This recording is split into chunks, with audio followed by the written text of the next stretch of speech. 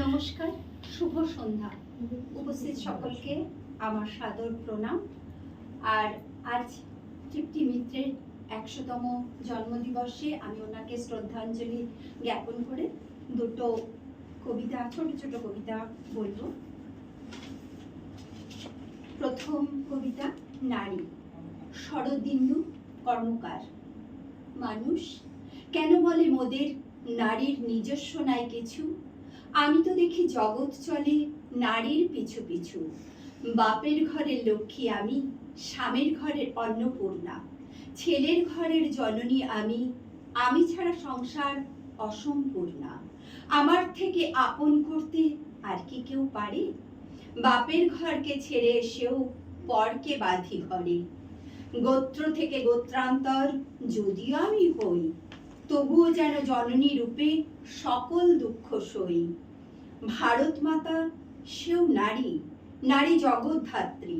নারী হলো এ জগতের সবার জন্মদাত্রী। পুরুষতান্ত্রিক সমাজ তাই পুরুষকে বড় করে।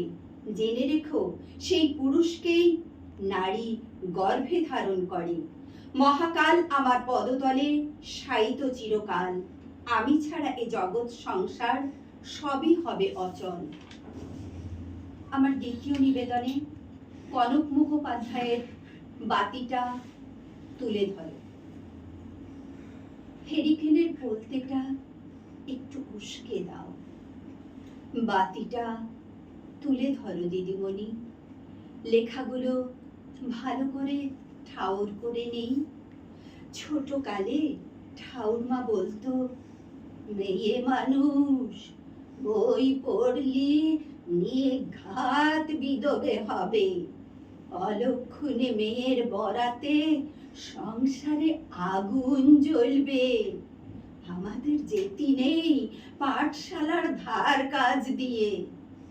মা বলতো, ঘর গৃহস্থলী শেখ, ভাত রাঁধ, ধান ভান, মুড়ি ভাজ, উঠোন নিকো।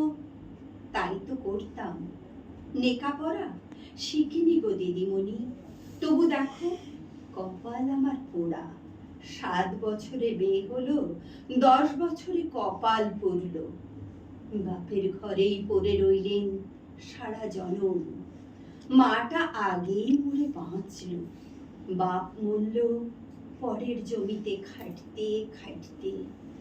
পেট চালিয়েছি পরের বাড়ি ধান ভেনে চিড়ে কুটে। তা হলো বই কি ২-২.৫ বছর। মাথার চুলে পাগ ধরেছে, পোড়া চোখে তেমন ঠাউরও পাইনি। অভ্যেস নেই তো। তবু তোমাদের বই পড়তে বড় ভালো লাগে। তাই তো ছুটে আসি রোজ সন্ধে।